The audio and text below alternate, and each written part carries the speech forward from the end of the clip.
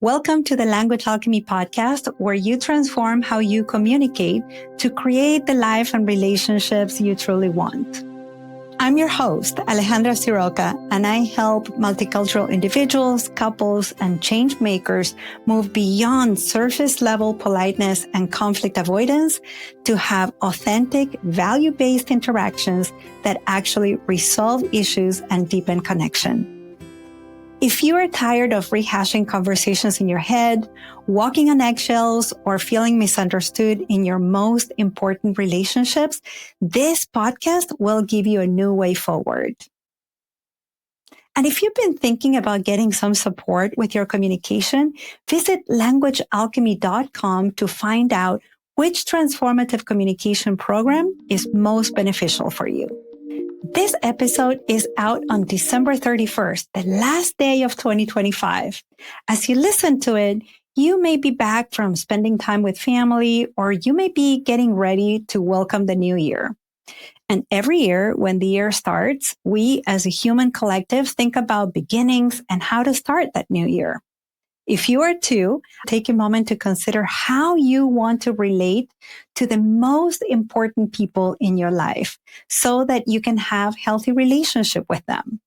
And if that's one of your intentions for the new year, you would like to have more connecting, healthier, and more meaningful relationships with the people in your life, check out Language Alchemy online group coaching program that starts on January 20th. This is a 12-week program in which you work with me within a group of individuals who are also learning to transform their relationships through their communication. This is a program for 10 people only so that you can have my individualized attention and truly get specific communication tools that you need for the relationship or your current circumstances that you'll be working on the program. To apply, go to languagealchemy.com/group coaching. I will add the link in the show notes. And I really want to encourage you to apply now because registration closes on January 15th. Having a healthy relationship with our family members is extremely important. So much so that many people come to work with me because they want to learn how to transform their relationships with their parents. And to that effect, I have a special guest today to talk about that. I want to welcome my friend Kan, who helps adults heal and improve their relationships with their parents. He is the host of Parents Reimagined, which features adults who have successfully transformed their relationship with their parents. And he is also the founder of Parents Reimagined. He offers workshops, courses, and coaching. Kan and I met because we both study with the same spiritual teacher, Jennifer Wellwood. And when we both heard about what the other does, we knew we wanted to invite each other to each other's podcasts. That's right. I was a guest at Kan's podcast, Parenting Reimagined, in which I talked about how I transformed the relationship with my mom. And I will add the link in the show notes. Kan, welcome to the Language Alchemy podcast. Thank you so much, Alejandra. It's so good to be here, and I'm glad to get to be interviewed by you. Yes, thank you. Thank you, Kan, first of all, for the beautiful work you do in the world. You're welcome. Yes. So let's start by talking a little bit about your particular journey. You have on your website a quote that I love, and I've heard, 25 years ago from Ram Dass that says, if you think you're enlightened, go and spend a weekend with your family. I thought the quote was like, go and spend a weekend with your parents, but maybe that was in my head. But tell us a little bit about how your journey of self-discovery started in relationship to the work that you do. So my story is really the story of my relationship with my father. I was terrified of my father growing up. We were immigrants from China, and he grew up in a social context where corporal punishment was normal. And he also had a pretty big temper from his own traumatic experience in his childhood going through what he went through. And as a result, even though he's somebody who I felt a lot of affection for, who I loved, at a body nervous system level, I was really scared of him. Yeah. And that extended well into my life, well after there wasn't corporal punishment. Anytime he would get angry, anytime we'd even have an intellectual disagreement, I would just disassociate. Like I would totally lose track of my body and my thoughts would go blank. And it wasn't until later in my life when I was doing more introspective work and having more awareness of what's happening inside of me that I even recognized that that was an issue. Yeah. And when I did, it created this real incongruency of like, oh, I think I'm really close to this person and love him. And yet at a nervous system level, I really get dysregulated so strongly when I'm with him. And this incongruency just became louder and louder for me over time. And as I would try to bring it up with him, I would disassociate. So I really couldn't talk about it with him. And ultimately, it took having to build up a lot of skills and capacities to have a big, confronting, clearing conversation with him where I shared everything I was sad, angry, resentful about. I didn't do that until I was in my mid-30s. And it was a big deal. Like I cried for 90 minutes and had to use everything I knew how to do to have that conversation. And at the end of it, I felt so released. Yeah. And I thought, wow, this must change everything.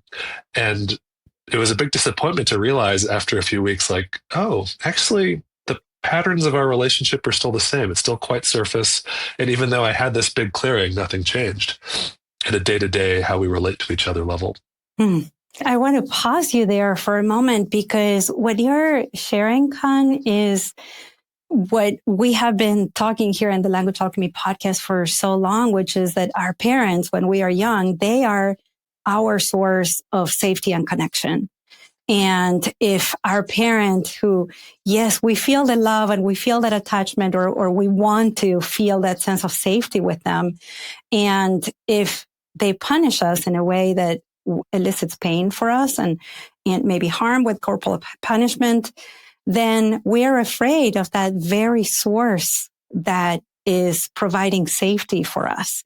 So one of the beautiful things that you did, Kan, one of beautiful strategies that your system came up with was, let's dissociate. I'm going to be here with you in front of you.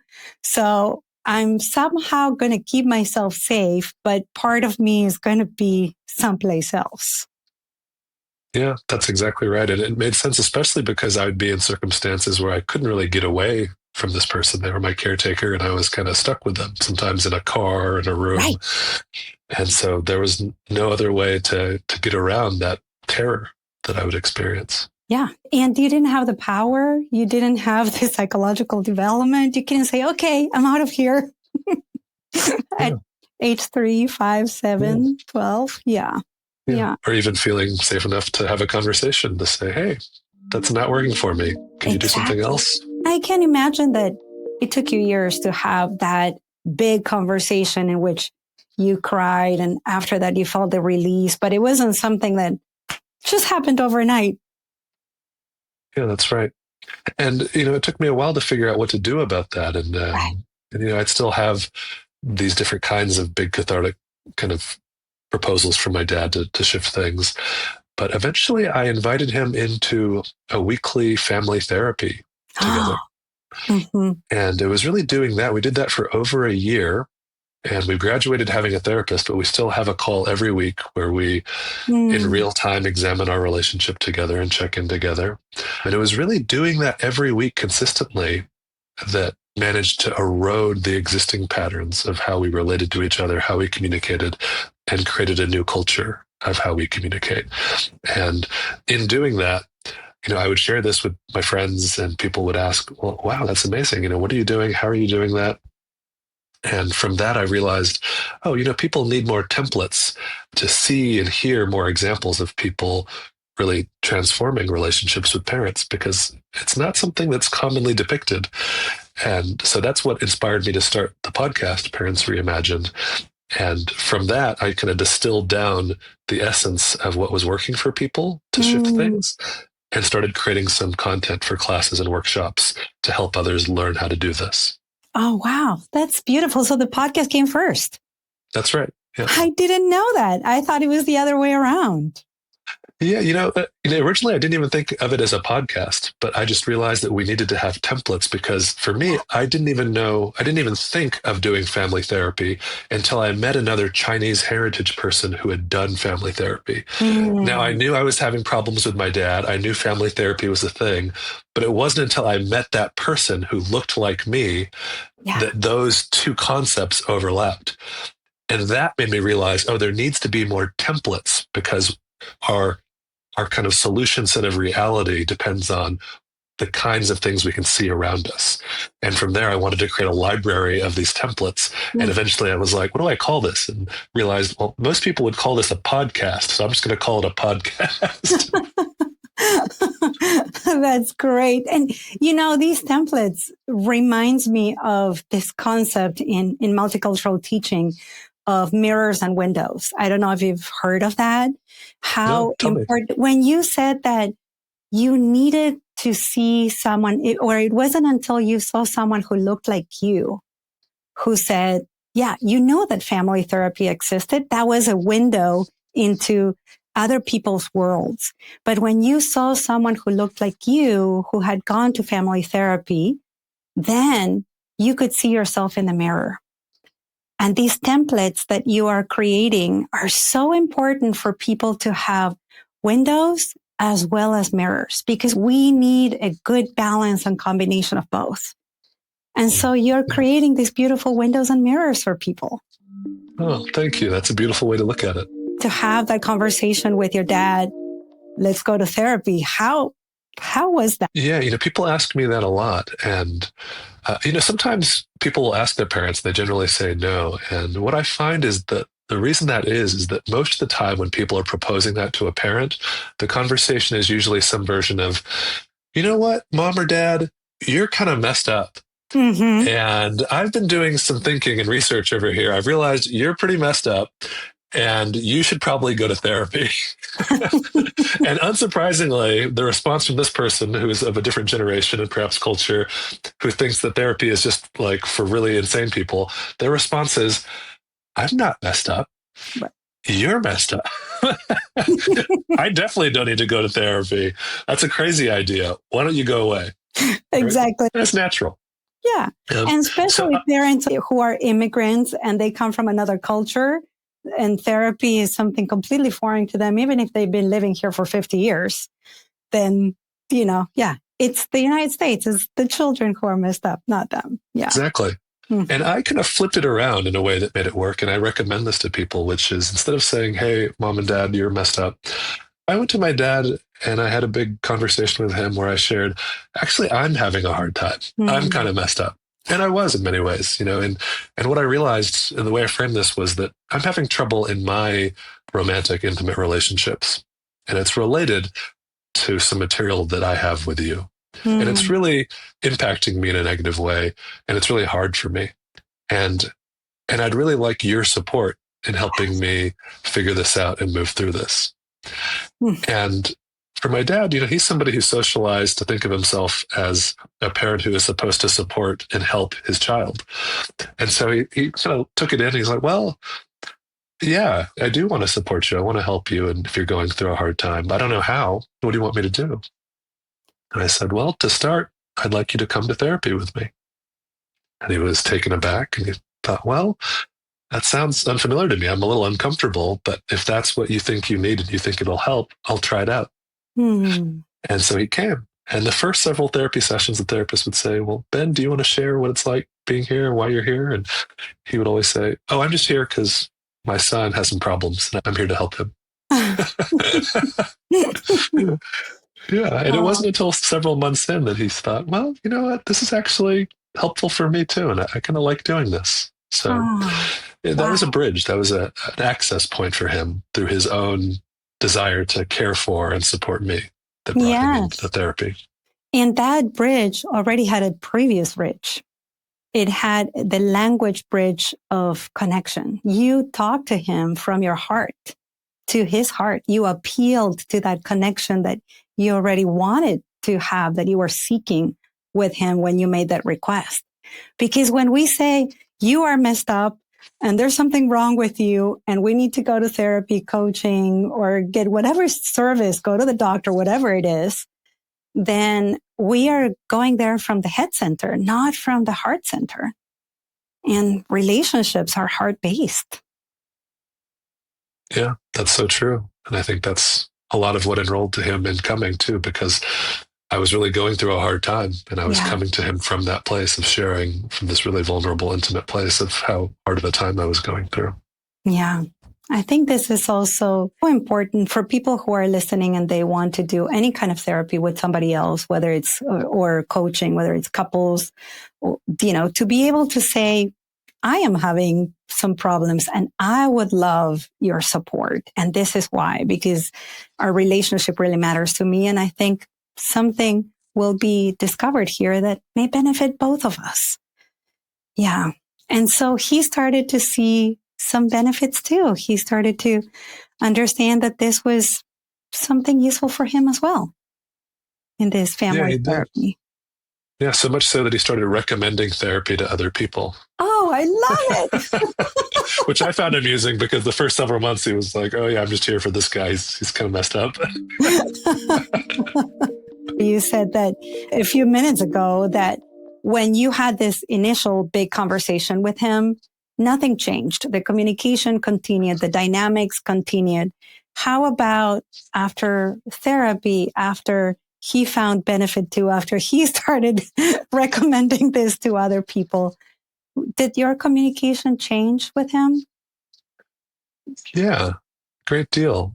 What I tell people is to not expect very much from catharsis when it comes to this kind of relationship, because this relationship has been forged over decades, in the early decades in a daily, hour by hour way. And to expect one big catharsis to change that is unrealistic.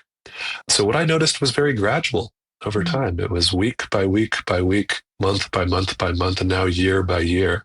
And, there were beautiful moments and moments of catharsis during those sessions, but it's really in witnessing how we each evolve in that long game that I really see. And actually, recently, my brother has been joining us as well every other session. Wow.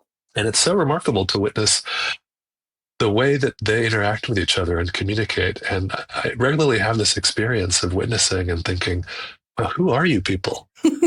You're doing something that I've never seen either of you do before. And I've known you my entire life. And that's so striking. Yeah. That's so beautiful, isn't it? To know that there's more to know about the people who have known you and you have known since day zero on this planet. Yeah, that's exactly right. It's not all like daisies and sunshine. We go through hard things together. And that's part of the beauty too, is because at least in my family culture, we tended to not talk about those things. Or if we did, there were moments of eruption. And it's been quite powerful to go through ruptures together and to still be committed to be connected through that week over week over week, and to find our way through. Sometimes it takes months to find our way through a rupture. Yeah. And to have the trust that we can find our way to the other side. And when you find your way through those ruptures and through perhaps so many different repair conversations and micro conversations that are leading to that big repair of that rupture, the connection and the relationship is stronger and deeper, more meaningful, isn't it? Absolutely. We know each other in such a more intimate and profound way. The way you are getting to know your father is perhaps a way that your father would have never dreamt of knowing his father, but that he would have liked to, now that he knows this process of therapy and healing together. Yeah, well, he talks about that. He says, I never really even thought of this as a possibility. You mentioned windows and mirrors, like it's not a window or mirror that he ever experienced. And yet it is so satisfying. And he mentions that a lot when we talk about this amongst ourselves and with others. He says, well, I've gotten to know both of my sons in ways I never thought I would have. Wow. And that's a gift for him. And he really remarks on that often. It's exquisite, really. You mentioned family culture, and I'm so glad that you mentioned that, because sometimes people, when they think of culture, we've heard you say your parents are Chinese immigrants, they think of, oh, it's just another country or another part of the world. But we sometimes forget that we are multicultural beings and that within, we can call it bigger cultural umbrella of one's nationality or historical period in which one was raised. There are all these other factors, including our family culture. And I'm wondering, in your family culture, first of all, what language did you all use to communicate? I was born in mainland China and I came to the US when I was 2.5. So my first language and my parents' first language is Mandarin Chinese. And we spoke that growing up. And I still speak that with my mother and I. That's our primary language together. At some point, my dad shifted over to English with me, probably because I was speaking English back to them growing up as I got older. So it's always been a mix between Mandarin and English. Like most children who go to school in one language in the dominant culture, then you started responding back in English. Yeah, that's right. Yes, because you were learning about all these things about life and different subjects in English, not in Mandarin. Right. Yeah, and everybody around me, other than my parents, was speaking English. Did you have to interpret for them? Not too often. I remember doing that a little bit for my mom, but they reached a level of English that enabled them to do their day-to-day tasks pretty quickly growing up. You have a beautiful podcast, by the way. I told you that in person, but I want to say that for everybody to hear. And I listened to the beautiful interview between you and your father. I was very touched hearing your father say something like within his particular culture, his family culture, he didn't grow up talking about his feelings or talking much or saying things like, I love you. And I know you to be a sensitive, tender, feelingful being. How did you both bridge that? I think a lot of that I would credit to him, actually, because he didn't grow up with any of that, but he absorbed a lot of that living in the United States as an adult and becoming a bicultural being and absorbing and learning from things that he did appreciate about the culture that he found himself in. And actually, in one of our sessions, he recently told me a memory that I never knew about, which was there was a period where we didn't live in the same place because of some work situations that he was in and my mother were in. They couldn't live in the same place, and I lived with my mother, and he would travel something like 4 or 5 hours every other weekend to come spend time with us. And oftentimes I'd be asleep when he finally got there. And he was a professor at a university? He is now. At the time, he was doing a postdoc. Oh, okay. Yes. And studying and doing a postdoc and being a parent. Wow. Yeah, a lot. Both of my parents did a lot. Really remarkable people. But anyway, he would come home and he would come visit and I'd be asleep and he would come and he said he never really, was very affectionate, never was like hugging or kissing. That wasn't a part of the way the culture worked that he grew up in terms of families. But he said he somehow got in his mind around this time when we were separated, he felt more affection. Something about the distance created a sense of longing and affection. And he would come to me when I was asleep and he would kiss me on my forehead. And I never knew that happened. He actually just told me that a couple of weeks ago. And it really brought, a lot of tears up for me of just reimagining my own story about who this man was when I was a kid, because I mentioned I was so scared of him. But it was around that time, too, that he said he started saying, I love you on the phone, because we could only communicate on the phone just for a few minutes. Long distance was expensive back then. And he had learned somewhere in the culture that he would want to say, I love you, maybe because I was saying it to him too. And so something about being immersed in this culture created a kind of expression of affection that's more open than he would be used to in the culture he grew up in. Wow. That's so beautiful. And to really have this now new image of him coming home and kissing you tenderly on your forehead, saying, I love you. It's such a testament to what it does when we are open to other cultures, because your father, yes, he was exposed to another culture, but there was openness there. without that openness, he would have not been able to say, I love you, to be tender with you. That's very true. And I really think of him as quite a remarkable person in terms of openness, because, I know many people, in fact, friends and people I interview who are children of immigrants who have been here for decades, and there's not that same openness and porousness to taking in things that might be beneficial. I was wondering if there was anything other than feelings that was part of this dynamic with your parents or with your father that was a no, you didn't know how to talk about it, or, this is forbidden. We don't go there before you started therapy.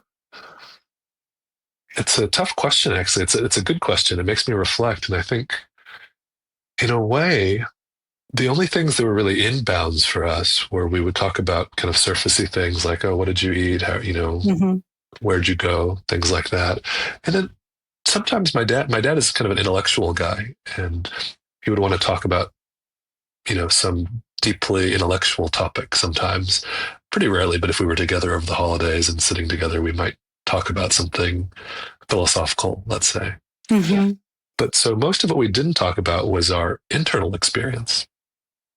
Right. Talking about our own feelings, especially difficult feelings, sadness, anger. So I think those were the ones that were harder to broach. And anything that would bring up those kind of harder feelings would be harder to talk about too, like relationships. And so as a result, I did a lot of hiding. I think it's a lot of implicit kind of cultural influence to be like, well, I don't want to tell you anything about, for instance, any drinking I did as a kid or smoking pot or something, much less my relationship romantically with the people that I'm dating. Like, right. Those things just seemed like they wouldn't be appropriate to bring up and talk about, even though they were really important to me in my life. But he wouldn't ask you about them either. Oh, definitely not. Right. So it seems that the language, the kind of communication that you had was, or the level of connection that you had was what we call an action-oriented level of connection. First level of connection, which is the most superficial, is formulaic, where you say, good morning, and you know what the other person is going to say. The second level is more situational. Oh, it's raining outside. Did you bring an umbrella? Or do you have your raincoat? Things like that. And then there's a third level of connection, which is action-oriented, where we talk about what we do, but we talk about what we do at a surface level. And then there are 5 levels. There's a fourth level, which is about where we start to reveal our internal experience. And what is that like? And that is a leap into intimacy. And then there's the 5th, which is the intimate level of connection, which is not only the ability to talk about our internal experience, but also to talk about the relationship and how we feel about the relationship or where we want to go together with the relationship. Yeah, that's right. We were definitely capped at the 3rd stage. And I would say for most of my life, I didn't even know that the 5th one existed. And the 4th one just existed on TV, I think.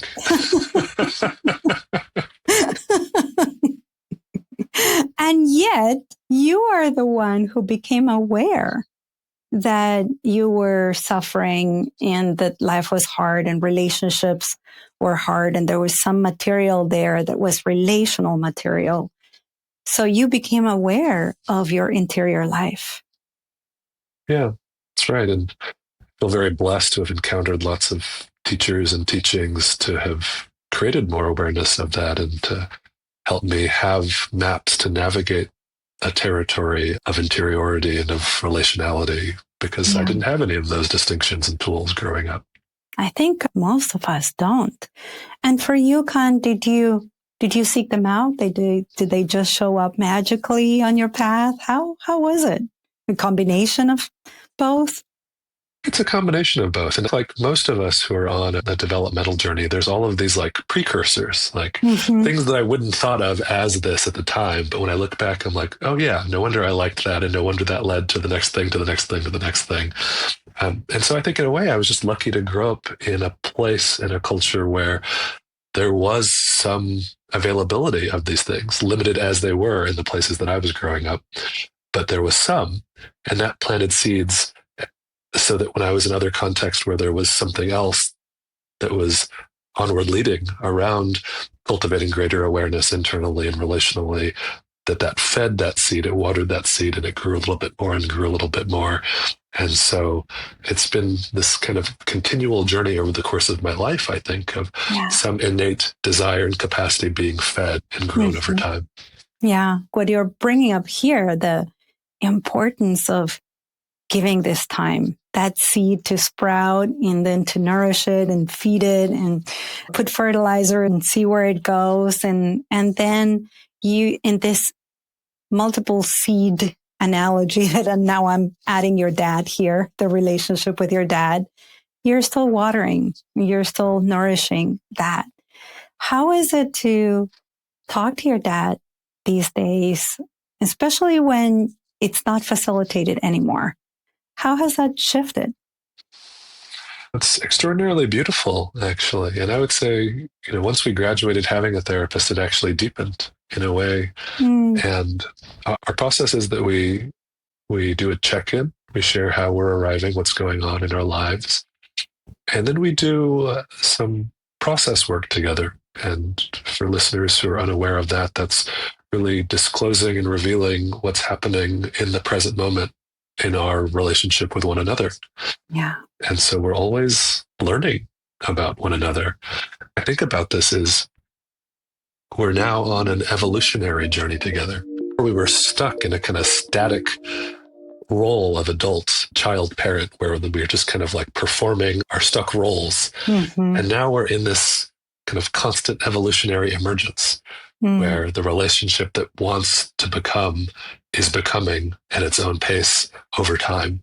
And we're just witnessing each other change in relationship to each other in this gradual, beautiful way.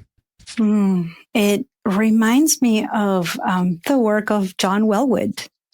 When we move from role-based relationships into conscious relationships, and it's really an evolutionary relationship where what emerges is deeper and more alchemical than you could have ever imagined, because there's this presence that is not based on a role. You're not just being a son. Your father is not just being a father. You're still that, but you're way more than that. And so everything opens up. Yeah, that's right. And I sometimes like to contrast this to what a lot of people I talk to and work with sometimes think might happen, which is different, which is, if I can, fix the parent, then I can fulfill the fantasy of the parent I didn't have. What I like to emphasize is that's very unlikely to happen, actually. Just because you bring some awareness to the relationship doesn't mean that the other person is suddenly going to become the fantasy parent that you never had. Nope. Instead, you just get to be witness to the evolution of who this person and you want to become together. And, you might get lucky in that it's somewhat close to the thing you wanted, but more likely it's something totally different. And sometimes that's beautiful and magical. Sometimes it's just pedestrian and, quotidian. And sometimes it's disappointing, but it's alive and unexpected and emergent. Absolutely. I remember that's one of the questions you asked me in your podcast. If my relationship with my mother, because I had transformed and shifted things so much, if now she was the parent I wanted her to be when I was a little girl, and no, she's herself. And I have the opportunity to be an adult with that, not lost in the wish of the 2-year-old or the 5-year-old, which we no longer are. I want to ask you, for our multicultural listeners here who, like us, would like to have a deeper sense of connection, a more meaningful relationship with their parents, what are 3 things that you would say, well, if this is what you want, these are 3 things you need to be aware of? Because first, we need to have some awareness of where we are, what we want to shift, before we can take the steps. So what are 3 things we need to be aware of to start this journey? I'll give you four. And you asked for three, but I'll give you four because that's how I think about it. Great. First, and maybe even before doing that, I have like a disclaimer. Where one is and what's possible is really different depending on these relationships. We all come from such different places, and especially for multicultural, and there's generational cultural differences. The parents' capacity is quite different. I generally see there's like three kinds of trajectories for positive change when it comes to having let's say, an unsatisfying relationship with a parent. One is you really come to a place of peace in yourself and acceptance of the situation. And that might look like still having an estranged relationship, a low contact relationship, but you feel a lot of peace around it. Mm-hmm. That's one possibility.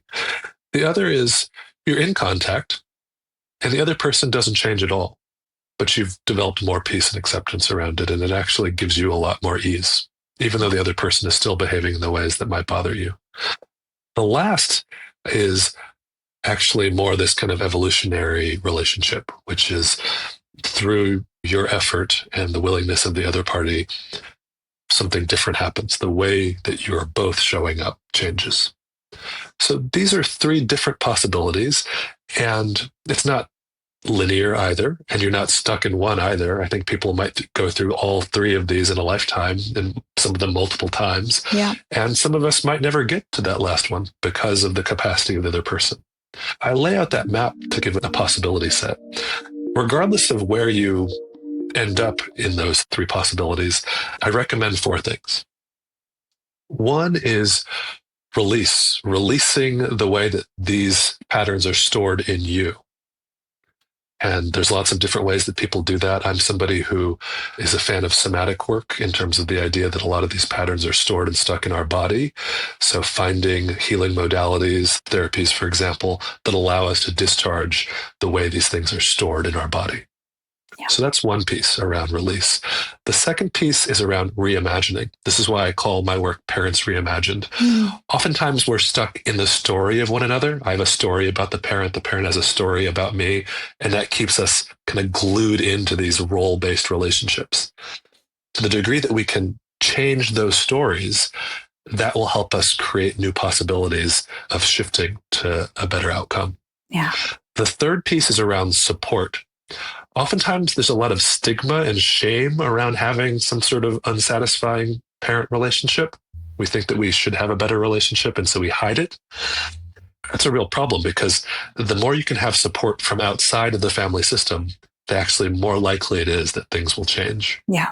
And that could look like a therapist, a coach, a support group, lots of options. The fourth piece is running experiments. Because the other thing that keeps us glued and stuck into that dynamic is we're just doing the same moves over and over again. Mm-hmm. Experiments are ways we can actually test out what's possible of dislodging the patterns that we relate to each other from. And so I laid out these four: the release, the reimagining, support, and experiments. When you do all four together, you're much more likely to shift things. If you just do one of them, or even two or three, you're less likely to succeed. And so a lot of people have just tried to run an experiment. Like they propose, like, hey, mom or dad, would you do this differently? And they say no. And then you're kind of like arguing and you're back into your pattern, right? But if you do all four of those things, you maximize your likelihood of shifting and transforming the dynamic. And to do many of these things, you also have to transform your language. Absolutely. Especially to change the story, you are literally changing the language you have about yourself and about your parents.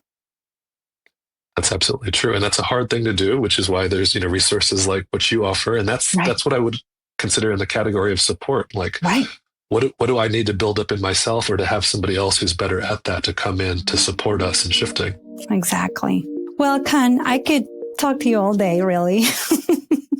How can people find you? Let's mention your podcast once again. I'm going to add all the links in the show notes, but tell us where people can find your beautiful work. You can go to www.parentsreimagined.com, and there's lots of resources there. There's like guides to visiting your parents, to doing an oral history with your parents. There's also a database of all the podcasts. So you can actually filter by heritage, by topics, by types of relationship, like father-daughter, mother-son, whatever it is. So you can find the ones that are most applicable to you that would help you. So check that out at parentsreimagined.com. I hope everybody who's listening to this podcast also subscribes to Kan's podcast. Thank you so much, Kan. I really enjoyed talking to you, and I learned so much more about you today. You're welcome. And thank you so much for having me on the podcast. It's been a delight. Thank you. And Happy New Year. I know you're now with your family. You're there for the holidays. So Happy New Year to you and to your family. And Happy New Year, everybody. Happy New Year to everyone.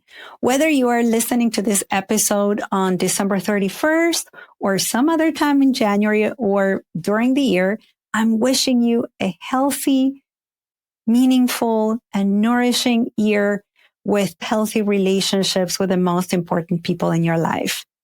And if you'd like support transforming your relationships, apply for the Language Alchemy group coaching program that starts on January 20th. Remember, this is an online program, so you can take it from the comfort of your home. And it is completely live. So you will have me, yours truly, coaching you directly. And you will also have the support of a live community of 9 other people like you who are also taking the steps to transform their relationships. You must apply by January 15th. So go to languagealchemy.com/group coaching to find out more and to apply. Until next episode, and as we say in Argentina, ciao, ciao. Ciao, ciao. Original music by Gary LaPoe. You can find all links in the show notes at languagealchemy.com.